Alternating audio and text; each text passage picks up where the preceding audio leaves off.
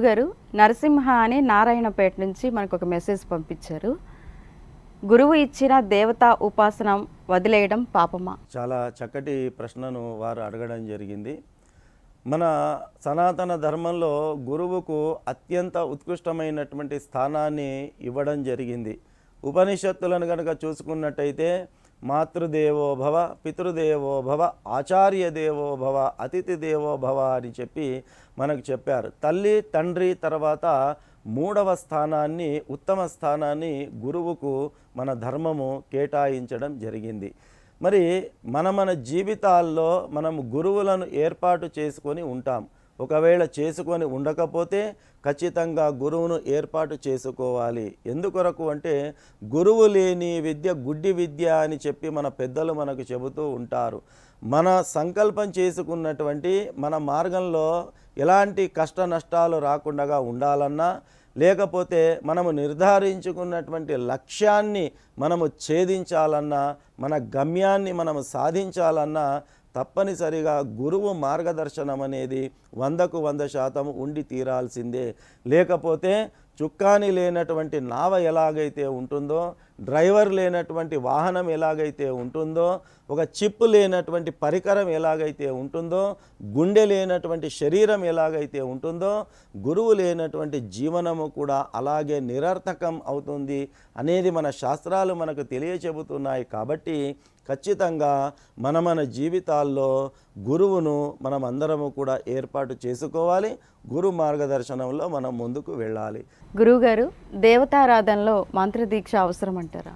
మీరు అడిగినటువంటి ప్రశ్న ఏదైతే ఉంది అంటే, దీక్షా గురువు ఎవరైతే ఉంటారో లేదా మంత్రోపదేశం చేసినటువంటి గురువు గారు ఎవరైతే ఉంటారో ఆ గురువు గారిని మార్పు చేయడం వల్ల ఏమైనా పాపం వస్తుందా అనేటటువంటిది మీరు అడిగినటువంటి విషయము.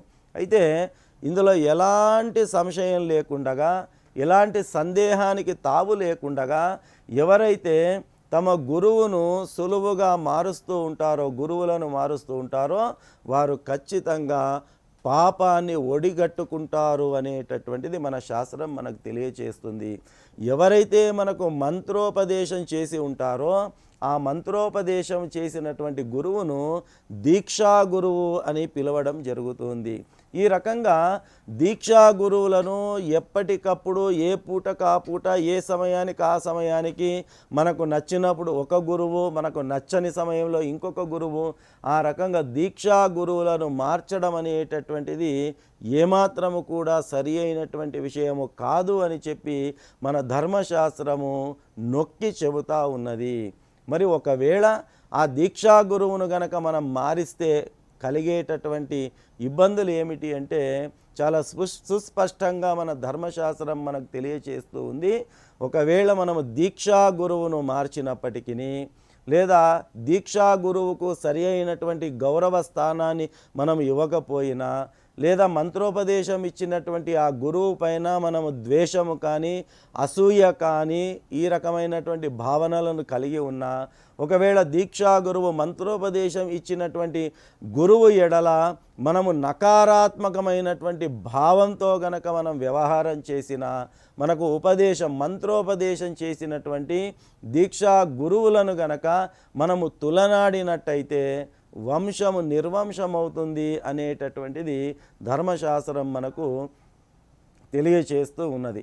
కాబట్టి ఎట్టి పరిస్థితుల్లో కూడా మనము గురువును మార్చకూడదు. ఆ గురువును మార్చడం అనేటటువంటిది మహాపాపంగా పరిగణించబడుతుంది అనేటటువంటిది ధర్మశాస్త్రం మనకు తెలియచేస్తుంది. అంతేకాదు ఆ రకంగా మంత్రోపదేశం ఇచ్చినటువంటి గురువును తులనాడడం చేత, మంత్రోపదేశం ఇచ్చినటువంటి గురువును మనం అవమానించడం చేత, మంత్రోపదేశం ఇచ్చినటువంటి గురువు పైన ద్వేష అసూయను కలిగి ఉండడం చేత ఏ రకమైనటువంటి నష్టము మనకు కలుగుతుంది అని శాస్త్రం మనకు చెబుతుంది అంటే గురుద్రోహము చేసినటువంటి పాపం మనకు కలుగుతుంది. కాబట్టి ఎవరైతే గురుద్రోహం చేస్తారో వారి యొక్క వంశము నిర్వంశం అవుతుంది. జీవితంలో ఏ కోణంలో ఏ రంగంలో కూడా వాళ్లకు ఉద్ధారం అనేటటువంటిది ఉండదు. వాళ్ళు అతపాతాళానికి చేరుకుంటారు అనేటటువంటిది ధర్మశాస్త్రం మనకు తెలియజెబుతూ ఉన్నది. కాబట్టి అంతేకాకుండా ఏదైతే ఆ గురువు మనకు మంత్రాన్ని ఉపదేశించి ఉంటాడో, ఒకవేళ ఆ గురువును గనక మనము ద్వేషించినా, అసూయ భావనతో చూసినా, లేదా అవమానకరంగా వ్యవహారం చేసినా, ఆ గురువును మనము లెక్కలేనటువంటి భావనతో మనం చూసినట్టయితే, అది వరకు ఏదైతే మంత్రోపదేశం ఇచ్చి ఉంటారో ఆ మంత్రం యొక్క శక్తి, అది వరకు చేసుకున్నటువంటి మంత్ర సాధన మొత్తము కూడా క్షీణించిపోతుంది. ఆ మంత్రశక్తి నశించిపోతుంది. తద్వారా విపరీతమైనటువంటి ధోరణుల వల్ల రకరకాల ఇబ్బందులకు గురి కావాల్సి వస్తుంది అనేటటువంటిది కూడా ధర్మశాస్త్రం మనకు తెలియచేస్తుంది. ప్రత్యేకించి మనకు గురు గీత అనేటటువంటిది ఉంటుంది.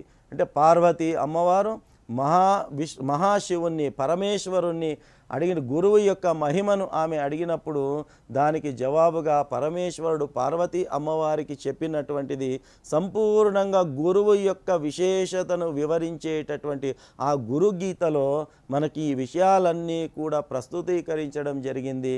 కాబట్టి ఏ కోణంలో కూడా ఎలాంటి పరిస్థితుల్లో కూడా మంత్రోపదేశము గావించినటువంటి గురువును గనక మనము తులనాడినట్టయితే, ద్వేష భావనతో చూసినట్టయితే, అవమానకరంగా వ్యవహారం చేసినట్టయితే, ఆ గురువు దగ్గరికి వెళ్ళకుండగా మనము ఎడమొహం పెడమొహంగా ఉన్నట్టయితే, గురువును మార్చినట్టయితే తప్పకుండా ఘోర పాపమును మనము ఒడిగట్టుకుంటాము అనేది మన ధర్మశాస్త్రము స్పష్టంగా తెలియచేస్తుంది.